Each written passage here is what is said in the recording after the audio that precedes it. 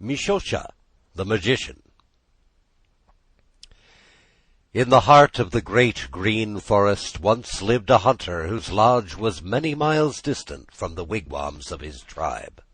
His wife had long since died, and he dwelt there all alone with his 2 young sons, who grew up as best they could without a mother's care. When the father was away on a hunting trip, the boys had no companions but the birds and beasts of the forest, and with some of the smaller animals they became fast friends. Ojidamo, the squirrel, scampering from tree to tree, would let his nutshells fall plump on the roof of the lodge. That was his way of knocking at the door, coming to pay a morning call. He was a great talker, without much to say, as is often so of those whose voices are seldom still. But he was bright and merry, chattering away cheerfully about nothing in particular, and it made no difference whether you listened to him or not. Wabose, the little white hare, was another friend. One winter's day, when forest food was scarce, Oniota, the lynx, was about to pounce on him when the boy's father let fly an arrow, and Onotia was no longer interested in little white hares. Wabose was grateful for this, and sometimes in his shy way he tried to show it. The father and the boys lived mostly on big game, like bear and venison. This meat would be cut into strips and cured. Sometimes it had to last them many a long day, when game was scarce, or the woods so dry for want of rain that the twigs would snap under the hunter's feet and warn the animals he was coming. So the boys were rather used to being left alone for weeks at a time when their father was absent. Then came a season of famine. No berries grew on the bushes, grass withered on the stalk, few acorns hung on the oaks. Some of the brooks went dry. Thus it happened that the hunter had gone far in search of game. Many months passed, when Sigwan, the elder boy, saw that but a little meat remained, and he said to his younger brother Yoskoda, "Let us take what meat is left and strike out through the forest, going north. I remember our father saying that many moons distant lies a great lake called Gitchigumi, whose waters are alive with fish." "But can we find our way?" said Isokoda doubtfully. "Never fear," crawled out a voice from overhead. It was Ojidamo, the squirrel, frisky as ever, though a little lean from lack of nuts. "I'll go along with you," he continued, "and so will Wabose, the white hare. We can hop ahead and find the trail, and I can jump from tree to tree and keep a lookout.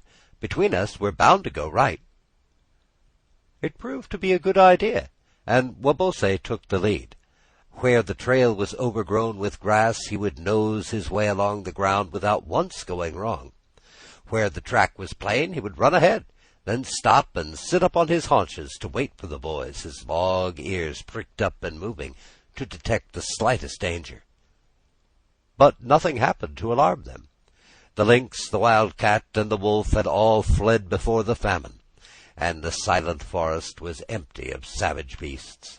On and on they went, till it seemed as if the woods would never end. Then, one day, Ojidamo climbed a tall pine, from whose topmost bough he could see far over the forest. The sun was shining bright. As he cocked his eye and looked toward the north, something that seemed to meet the sky sparkled like silver. It was Gitchigumi, the great lake. They had reached a place where nuts were plentiful, and many green things grew that would fatten the white hare. So Wabose and the squirrel bade good-bye to the boys, who could now make their way with ease. Soon they came to the edge of the woods. They heard a piping cry. It was Tweetweeshkaway, the plover, flying along the beach. In another moment the great glittering waters lay before them. Sigwan, with his sharp hunting knife, cut a limb from an ash tree and made a bow. From an oak bough he whittled some arrows, which he tipped with flint. He found feathers fallen from a gull's wing for the shaft. A strip cut from his deerskin shirt supplied the bowstring. Then, giving the bow and arrow to Iaskoda to practice with, he gathered some seed pods from the wild rose to stay their hunger. An arrow, badly aimed by his brother, fell into the lake, and Sigurd waded in to recover it. He had walked into the water till it reached his waist, and put out his hand to grasp the arrow, when suddenly, as if by magic, a canoe came skimming along like a bird. In the canoe was an ugly old man, who reached out and seized the astonished boy and pulled him aboard. "If I must go with you, take my brother too," begged Sigurd. "If he is left there all alone, he will starve." But Mishosha the magician only laughed. Then, striking the side of the canoe with his hand, and uttering the magic words, "Kemaun Pol," it shot out across the lake like a thing alive, so that the beach was quickly lost to sight. Soon it came to rest on a sandy shore, and Mishosha, leaping out, beckoned him to follow. They had landed on an island. Before them, in a grove of cedars, were 2 wigwams or lodges. From the smaller one, 2 lovely young girls came out, and stood looking at them. To Sigurd, who had never before seen a girl, these maidens looked like spirits from the skies. He gazed at them in wonder, half expecting they would vanish. For their part, they looked at him without smiling. In their dark eyes were only sympathy and sadness. "My daughters," said the old man to Sigurd, with a chuckle that displayed his long yellow teeth. Then, turning to the girls, "Are you not glad to see me safely back?" he asked. "And are you not pleased with my handsome young friend here?" They bent their heads politely, but said nothing. "It's a long time since you were favored with such a visitor," he went on, in a loud whisper to the elder girl. "He would make a fine husband." The maiden murmured something under her breath, and Mishosha gave her a wicked look. "We shall see, we shall see," he muttered to himself, laughing like a magpie, and rubbing his long, bony hands together. Sigurd, much troubled in mind, and hardly knowing what to make of it all, resolved to keep his eyes open. Luckily, Mishosha was sometimes careless. He walked on ahead, and entered the lodge, leaving the others together, whereupon the older girl, approaching Sigurd, spoke to him quickly. "We are not his daughters," she said. "He brought us here as he brought you. He hates the human race. Every moon he seizes a young man and pretends he has borne him here as a husband for me. But soon he takes him off in his canoe, and the young man never comes back. We feel sure Mishosha has made away with them all." "What must I do?" asked Sigurd. "I care less for myself than for my little brother. He was left behind on a wild beach, and may die of hunger." "Ah," said the maiden, "you are really good and unselfish. So no matter what comes of it, we must aid you. Kokoko, the great owl, keeps watch all night on the bare limb of that big cedar. Wait till Mishosha falls asleep, then wrap yourself from head to foot in his blanket, and steal softly to the door of our lodge. Whisper my name, Ninimosha, and I shall come out and tell you what to do." "Ninimosha," murmured the youth. "What a beautiful name!" Then, before he could thank her, the girls were gone. Mishosha now appeared, and made a sign to Sigurd to join him. The old man seemed to be in a good humor, and passed the time telling stories, but Sigurd was not deceived by this pretense of friendship. When the magician was sound asleep, he rose, wrapped Mishosha's blanket around him, and walked carefully to the door of the little lodge.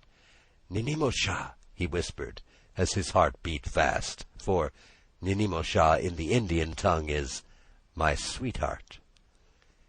"Sigurd," she answered, and his name, meaning spring, came like music from her lips. She drew the curtain aside and came out. "Here," she said, "is food that will last your brother for several days. Get into Mishosha's canoe, pronounce the magic charm, and it will take you where you wish. You can be back before daybreak." "But the owl?" asked Sigurd. "Will he not cry out?" "Walk with a stoop, the way Mishosha walks," she explained. "Kokoko, when he sees you, will cry, 'Hoot, hoot.' You must answer, 'Hoot, hoot, hoo.' "Mishosha. Then he will let you pass." Sigwon did as he was told, and was soon skimming across the lake. Having landed on the beach, he began to bark like a squirrel, and at this friendly signal his brother ran up and flung his arms around him. Sigwon made a shelter for the boy and told him he would come again. Then he returned in the canoe, and was soon fast asleep in the magician's lodge. Mishosha, who trusted in his owl, suspected nothing. How should he know what lovers can do when they put their heads together? "You have slept well, my son," said he, "and now we have a pleasant journey before us. We are going to an island where thousands of gulls lay their eggs in the sand, and we shall get all we can carry away." Remembering what Ninimosha had said, Sigwon shivered, but she kissed her hand and waved him a good-bye, and this put heart in him. As the canoe sped away, he made sure that his hunting knife slipped easily in its sheath, and he did not take his eyes off Mishosha for a moment. When they reached the island, the gulls rose in great numbers and flew screaming over their heads. "You gather the eggs," said the magician, "while I keep watch in the canoe." Sigwon hastened ashore, glad to quit the old man's company. Then the magician cried out to the gulls, "Ho, my feathered friends! Here is the human offering I promised you when you agreed to call me master. Fly down, my pretty ones, fly down and devour him." Striking the side of his canoe, he abandoned the youth to the mercy of the birds. With harsh cries, the gulls swept down on Sigwon. Never had he heard such a clamor. 10,000 wings beat the air, and it stirred it like a storm. Whirling and darting, they came upon him in a cloud, but Sigwon did not flinch. Shouting the "Saw-saw-quan," or war cry, he seized the first bird that attacked him, then grasping it by the neck, he held it high above his head in his left hand, and with his right hand drew his knife, which glittered in the sun. "Hold!" he cried. "Hold, you poor fools! Beware the vengeance of the Great Spirit!" The gulls paused their attack, but still circled round him with sharp beaks extended. "Hear me, O gulls!" he continued.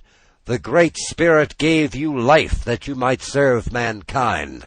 Slay me, and you slay one made to rule over all the beasts and birds. I tell you, beware!" "But Mishosha is all-powerful," screamed the gulls. "He has bidden us to destroy you." "Mishosha is no Manitou," answered Sigwon. "He is only a wicked magician who would use you for his own evil ends. Bear me on your wings back to his island, for it is he who must be destroyed." Then the gulls, persuaded that Mishosha had tricked them, drew closer together, that the youth might lie upon their backs. Rising on the wind, they carried him across the waters, setting him down gently by the lodge before the magician had arrived there. Ninimosha rejoiced when she saw it was really Sigwon. "I was not mistaken in you," she told him. "It is plain that the Great Spirit protects you, but Mishosha will try again, so be on your guard." The magician now arrived in his magic canoe. When he saw Sigwon, he tried to smile pleasantly, but having had little practice in thinking kind thoughts, he only grinned like a gargoyle, which, excepting perhaps the hyena, has the most painful possible smile. "Good, my son," he managed to say. "You must not misunderstand me. I did it to test your courage. And now Ninimosha is sure to love you. Ah, my children, you will make a happy pair." Ninimosha turned away to hide her disgust, but Sigwon pretended to believe the malicious old man was in earnest. "However," continued the magician, "I owe you something for having seemed to play you such a trick. I see you wear no ornaments. Come with me, then, to the island of glittering shells, and soon you will be attired as becomes a handsome warrior." The island where they landed was indeed a wonderful place, covered with colored shells that gleamed in the sun like jewels. "Look," said Mishosha, as they walked along the beach. "Out there a little way. See it shining in the bottom?" Sigwan waded in. When the water reached his thighs, the magician made a leap for the canoe and shoved it far out into the lake. "Come, King of Fishes," he called. "You have always served me well. Here is your reward." Then, striking his canoe, he quickly disappeared. Immediately an enormous fish, with jaws wide open, rose to the surface a few feet away. But Sigwan only smiled, saying as he drew his long blade, "Know, monster, that I am Sigwan, named after him whose breath warms the ice-bound waters and clothes the hills with green. The cowardly Mishosha, fearing the anger of the Great Spirit, seeks to make you do what he dares not do himself. Spill but one drop of my blood, and it will dye the waters of the lake, in which all your tribe will miserably perish." "Mishosha has deceived me," said the king of the fishes. "He promised me a tender maiden, and has brought instead a youth with the eyes of a warrior. How shall I aid you, my master?" "Wretch!" exclaimed Sigwan. "Rejoice that he did not keep his frightful promise. You deserve to die at my hands, but I shall give you a chance to repent. Take me on your back to the island of Mishosha, and I will spare your life." The king of fishes hastened to take Sigwan astride his broad back, and swam so swiftly that he reached the island soon after Mishosha. The magician was explaining to Ninimosha how the youth had fallen from the canoe into the jaws of a big fish, when along came Sigwan himself, strolling up from the lake as if he had returned from an everyday excursion. Even so, Mishosha still sought to excuse himself. "My daughter," said he, "I was only trying to find out how much you cared for him." But all the while he was saying to himself that the next time he would not fail. And the next time was to be the very next day. "My owl is growing old and cannot live much longer," he explained. "I should like to catch a young eagle and tame him. Will you help me?"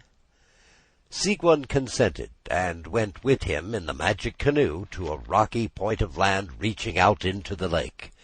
There, in the fork of a tall pine, was an eagle's nest, in which there were some young eagles who could not yet fly. "Quick," said Mishosha, "climb the tree before the old birds return." Sigwan had almost reached the nest when the magician spoke to the pine, commanding it to grow taller. At once it began to rise until it was so high and swayed so in the wind that he felt it would take all his courage to get down again. At the same time the magician uttered a peculiar cry, at which the father and mother eagles came swooping from the clouds to protect their young. "Ho, ho!" laughed Mishosha. "This time I have made no mistake. Either you will fall and break your neck, or the eagles will scratch your eyes out."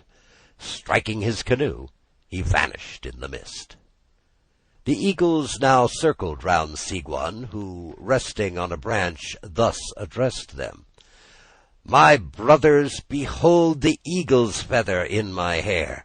It proves my admiration for your bravery and skill. Yet in me you see your master, for I am a man, and you are only birds. Obey me then, and bear me to Mishosha's island."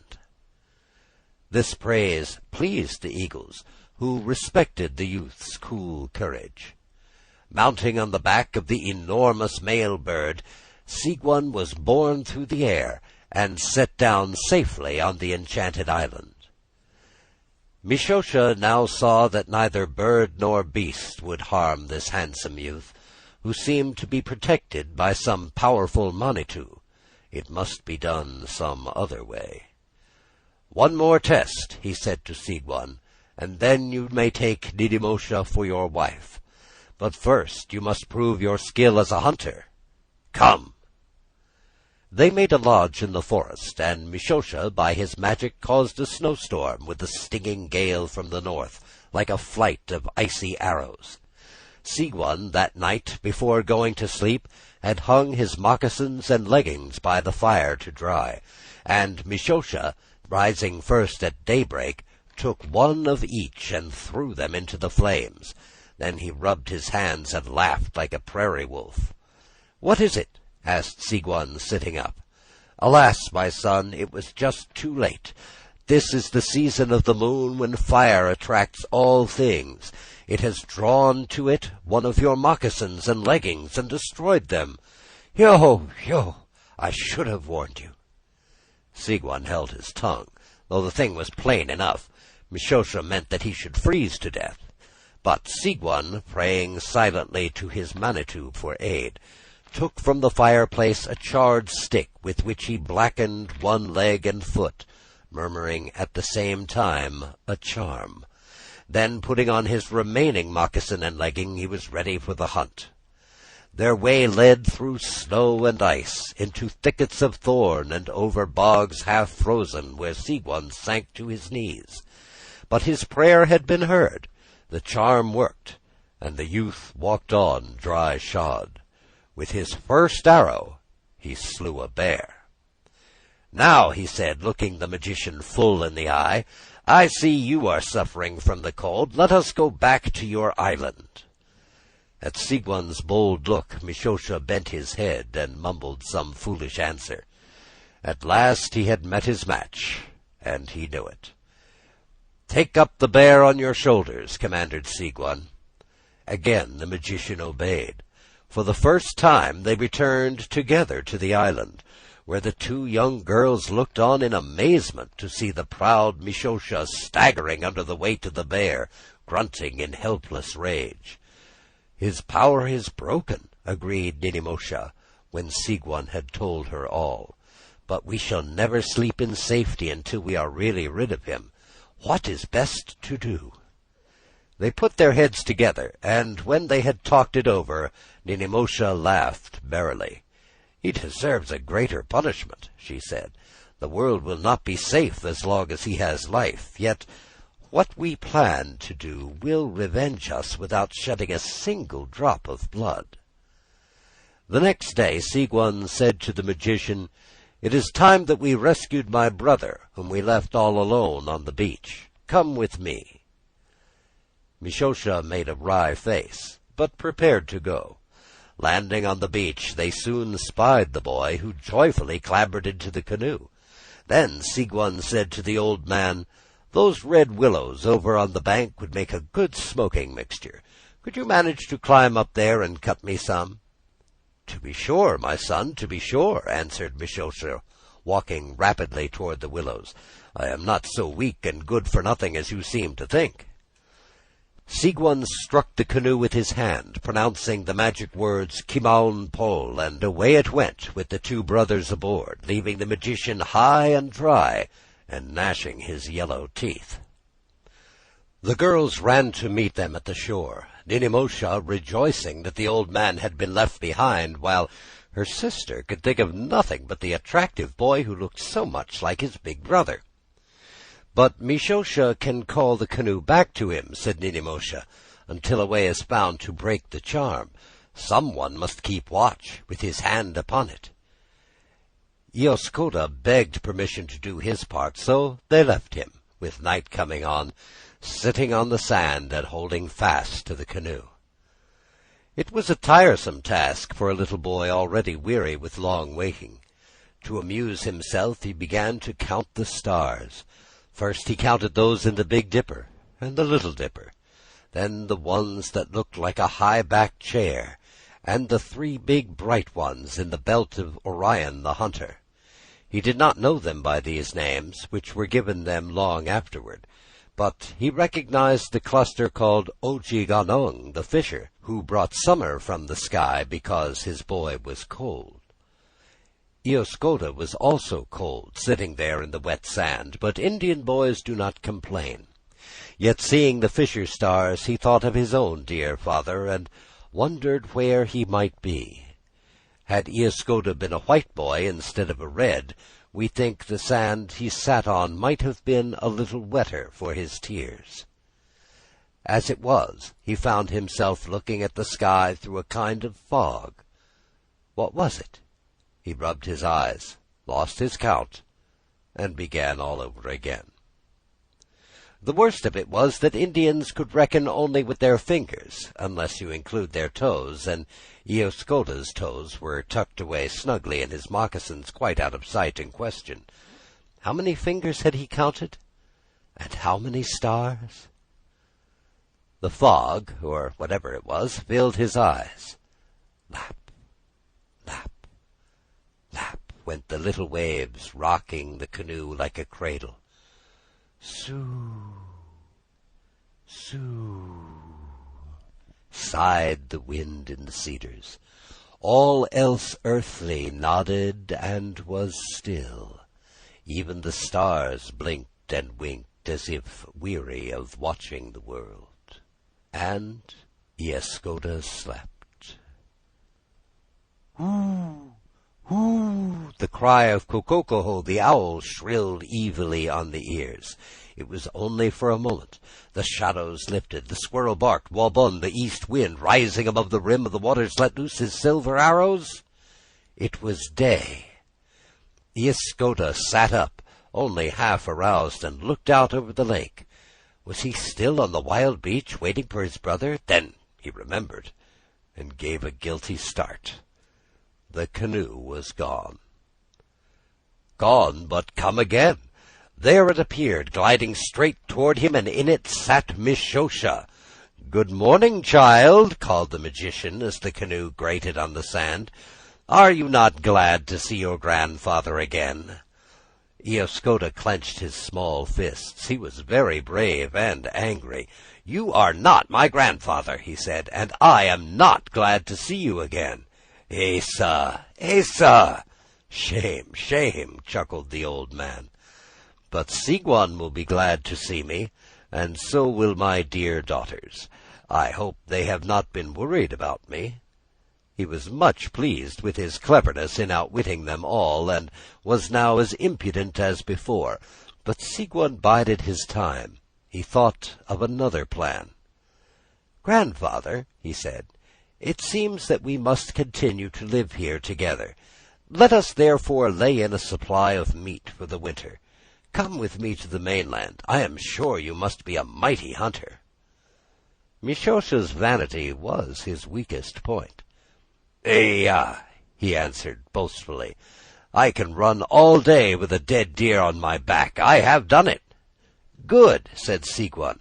"The wind is going north again, and we shall need all your strength on the march."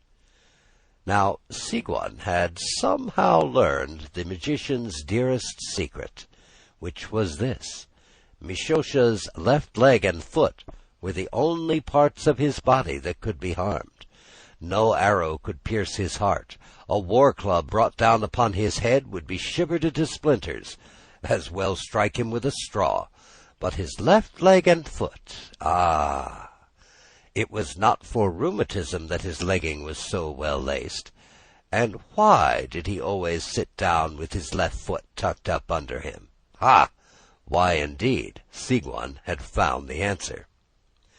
They made a rude lodge in the forest, just as they had done before, and again it became bitter cold, only this time it was Sigwan that brought the storm.